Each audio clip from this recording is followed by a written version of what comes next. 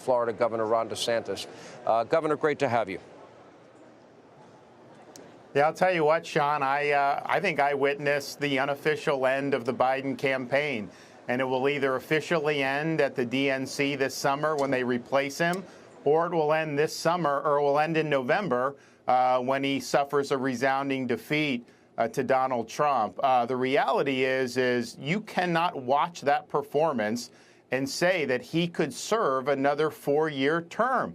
I don't think he could even get through another 7 months, and I think this country's in very serious trouble with him at the helm, given the weakness that he's projecting there. And I think about it this way.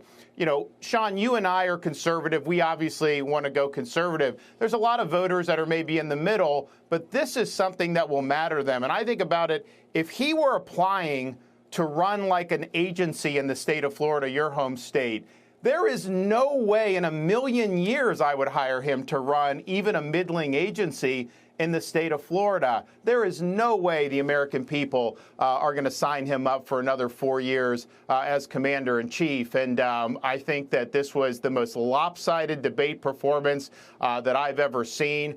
You know, one of the things I think Donald Trump did a good job of is always coming back to Biden's main weaknesses, especially the border. It really didn't matter what issue was.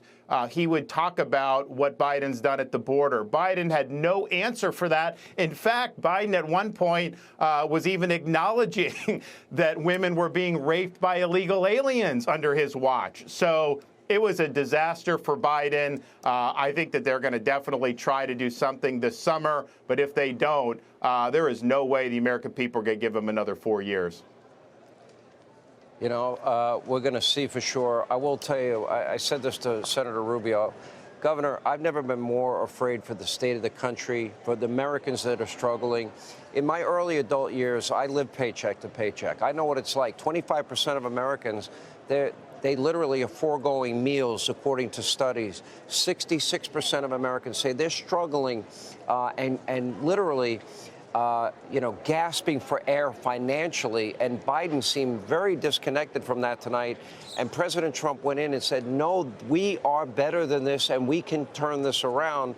And I felt it was a very hopeful message, a very disciplined Donald Trump tonight. Yeah, I agree. But bottom line is, people could afford to buy a home. They could afford groceries when Trump was president. We didn't have 10 million people come in illegally when Trump was president. And our enemies were on the run away, not on the march towards more bad activity, because I think they feared Trump, and I think that they recognized that Biden is a weak president. So that contrast, I think, worked really strong with him.